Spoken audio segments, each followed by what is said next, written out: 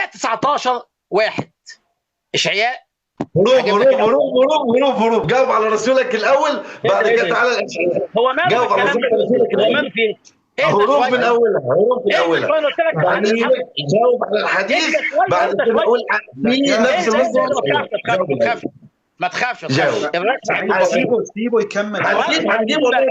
جاوب على رسول نبيك الاول. اتفضل. الرسم هيكون بالراحه. سعيد ألطم سعيد، اتركه يكمل بعد امرك. اكمل ياسر اكمل. هو بيقل ادبه وبيقول الرسم هيكون بالراحه، يعني انا لحد دلوقتي استنى سمحت بس يا اخويا شادي. شو غلط شادي بس ثانيه واحده بعد اذنكم. ثانيه واحده بس.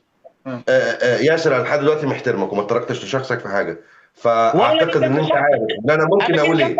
انا جيت جنبك بس اسمعني بس يا ياسر اسمع. انت لما تقول الرسم هيكون بالراحه انا بتكلم يا ياسر اسمع.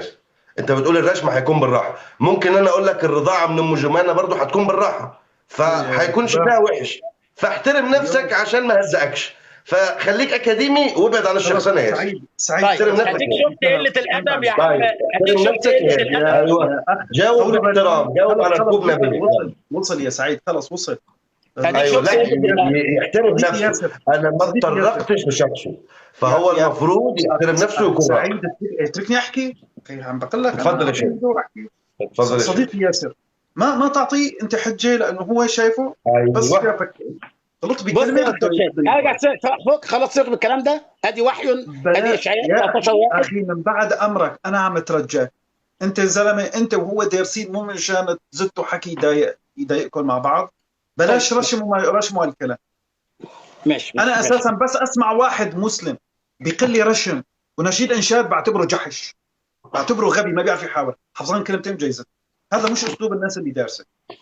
طبعا وانت زلمه دارس كثير، وانت زلمه يعني انا بحب اسمعك، يعني بحب اسمع نقدك، انت زلمه مطلع يعني. فخلص ما تعطي اي فرصه، ما تزت اي كلمه ممكن تستفزه وتضايقه، واحترم مقدساته بقدر ما تستطيع. يا عم شادي انا بتكلم، ايه اللي خلاه سكت وبيعلق وبيسكتني وبيشوش على الكلام؟ ما يقعد يسمع ويجاوب على الموضوع. اتفضل، مش هقاطعك، اتفضل خليك في الموضوع وابعد عن الشخصنه، انت راجل كبير فاحترم سنك. يا سعيد من بعد امرك خلص حطه ميوت وانتظره يكمل اجابته وياخذ راحته. تفضل، انا حبدا لك وقتك من جديد يا ياسر. تفضل. طيب الان هو بيقول لك كلمه